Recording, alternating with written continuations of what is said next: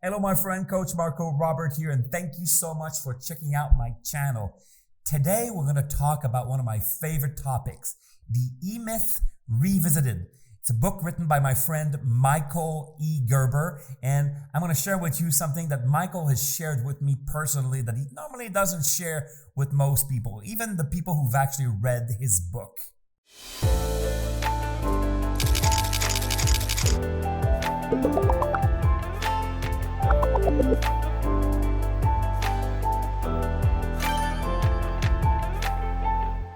All right, guys, so over the course of the next few minutes, what I'm going to do is I'm going to go in detail on something that actually the genius that Michael E. Gerber is actually, he doesn't talk about it very often, but if you read between the lines, or I get to hang out with him, and this is something he shared with me.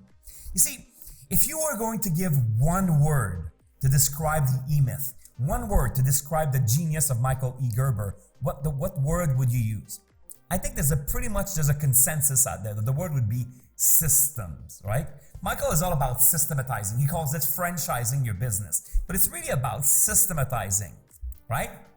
Now, here's another thing that he kind of talks about in his book, but he kind of doesn't talk about. But when I'm with him and we're chatting, this is something he brings up a lot. It's the concept of innovation. You see, there are two major endeavors in business. One is systematizing, and you'll find that businesses that do not systemize, that do not try to franchise, like he says, they usually fare out pretty badly in the marketplace, right? The businesses that actually do systemize, they tend to grow according to a linear curve, right? They grow like this, which is awesome, right? Those are the minority of businesses. Now, there's a smaller, more infinite, smaller number of businesses out there that just they don't grow like this, they grow like this, right? An exponential growth curve. And those businesses are the ones that actually innovate, right? Not only do you have a good product and then you systemize everything so you keep on growing your business, but you constantly innovate. You know, you are paying attention to what your clients are thinking. You're paying attention to what your employees are doing. You're paying attention to your market. And then you're constantly bringing up new solutions, better adapted solutions. So you're constantly innovating, right? And it's funny because every time I speak with Michael, he always says this. He says he's a big fan of Walt Disney, right? Remember Walt Disney, the guy who invented, the parks, the theme parks around the world. And what Walt Disney is famous for is that he created a team of people around him that he called Imagineers, right? Or because their job was to imagine or imaginate, to create new solutions, but also to engineer those solutions. So his creative team, the creative team behind Walt Disney were called Imagineers. And Walt Disney was famous for leaving every meeting that he had with his team of Imagineers and always say something like this: show me something I haven't seen before. Show me something I haven't seen before. And almost every time I meet with Michael E. Gerber, that's what he says. He says, Marco, especially today in this world that we live in, where the world is going faster than ever before, a business needs to be able to show its market something that the market hasn't seen before. Show me something I haven't seen before. You want to grow, you want to explode your business, you want to become meaningful in your market, show me something I haven't seen before. Innovate beyond what your competition is doing. You see, I do an exercise with a lot of my clients when I work with companies, and I say, let's write down on the board here what actually separates you from the competition. And people are like, well, we're good at this, we're good at that, we're good at this, we're good at that. All right. And then we list all of what they call their competitive advantages. And at the end, I take a marker and I go back to the board and I say, let's take line 1 here. Who else could say that? And then there's a guy in the room who says, well, I guess competitor A could say that. Okay, so let's mark this one out. And then anything that they're saying, if any one of their competitors could actually be saying the same thing, I actually mark it out. And you know what we end up with most of the time? Nothing. See, most businesses out there have nothing that actually really separates them from the competition. Nothing, right? So what they're doing is they're just competing head to head with the competition. So how can you win market shares? See, maybe that was good in 1975 when the competition was not improving that much, when the world was not changing every day. But today, you know, there's so much innovation being brought forth in marketplaces that if you are not innovating, it's just a matter of time before somebody actually takes over your business. It's just a matter of time before somebody comes in and actually takes away your market shares, because the world is innovating way, way too fast, right? So your job, and my friend Michael E. Gerber would say, you know, in today's business, you have to be innovating a lot more. Systematizing is super important, but innovating is becoming more and more and more important. Now you might ask, well, Marco, how do I innovate? And that's a fair question. So if you do a little bit of research when it comes to innovation, you're gonna find out that there's a French man by the name of Raymond Loewy, right? Loewy, Raymond Loewy, who a long time ago he was a design engineer. He's basically the guy who designed the Air Force One, the plane for the American president. And Raymond Loewy came up with this formula for designing. I mean, the guy was a genius. Look him up. I mean, the guy was a genius when it comes to designing, right? He designed a lot of logos. He designed products. He designed Air Force One. Genius. And he came up with this rule called MAYA, M-A-Y-A, or most advanced yet acceptable. Most advanced yet acceptable. So if you're wondering, how do I innovate? You need to come up with a concept that is massively advanced in your industry. It's like, I don't know what industry you're in, so it's hard for me to kind of give you an example. But in your own industry, you need to come up with something that is massively advanced yet acceptable. So I'll give you just one example of something that didn't work.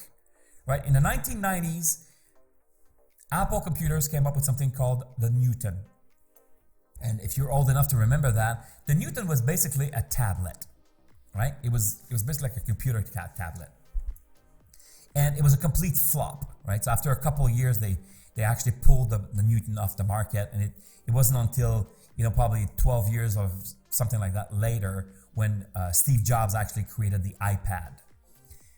And why is it that the Newton didn't work, right? It was amazing. It was massively advanced, right? So most advanced for its time. In the 1990s, a lot of people still didn't even have a computer, and now you could actually carry a computer with you as a tablet. But it was very advanced, but it was not acceptable. Let me tell you what I mean by that. It was not acceptable because in 1992, 1993, the human brain was not ready for digital interaction. A lot of people could not even use the mouse. You understand that? Do you remember that? Maybe you're too young to remember that. But I remember when people were like, if I move my hand like this, the cursor moves like this, right? Like today we don't even think about it. But you know, when human beings started to interact with digital instruments, people did not know how to make a mouse move, and so to make the cursor move. So our interaction with digital screens was very different. And now Jobs and Apple wanted people to use a stylus and kind of interact and touch a screen. It was just too advanced. It was just too advanced, and it didn't work. So when you are innovating, you want to always remember that you are innovating for people. Where are they starting from? So the best way to understand this is, wherever we are today, people on their own, they can probably move a little bit further along the line. You want to start innovating right beyond that point. Let me explain that in different words. See, if I'm working with kids, I'm going to be teaching them the ABCs. Then I'm going to be teaching them how to write words, right? I'm going to teach them how to write simple words. You know, maybe the word car, the word tutu, okay? Like really simple words. And then eventually I'm going to teach them a little bit more complicated word. But you know, if you remember when you were in school, nobody ever taught you probably how to spell platypus or how to spell astronomical. You know, these big words.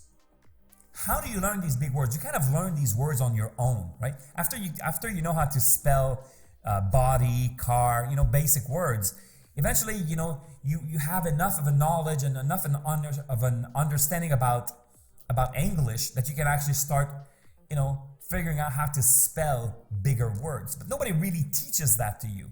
That's at that zone, just beyond what you know. So innovation should start right after that zone. Okay, so it doesn't matter what industry you're in. You want to give people not necessarily what they're asking you, but just beyond that. That's where innovation should take place. So these are fun discussions that I love to have with my buddy Michael E. Gerber. He's an amazing genius, even though he's in his 80s today. I mean, his genius is helping the world more today than probably when he started the book. I don't know if you're aware of that, but not only does he have the E-Myth Revisited, the book, but he's offering courses online. The book has been reprinted, I think, 18 times with different industries. So you have E-Myth for construction companies, E-Myth for realtors. It's a fascinating book. I think it's a classic of classics. And Michael is just a thriving business genius. So, and because he understands more than anybody else that in order to make a business successful, you need to constantly innovate. So if a guy who's in his 80s is still innovating, you need to be innovating. Guys, if you enjoy my videos, make sure to actually click here somewhere and like this video and subscribe to the channel. I create new content all the time. In fact, there's probably a video popping up in the screen right now. Just click on this video and watch the next video. I'm super excited. Also, leave comments below. I read all the comments and I reply to a lot of your comments. So guys, this is Coach Marco. I hope you enjoyed this video. I cannot wait to see you in the next one. Let's make your business explode in 2020.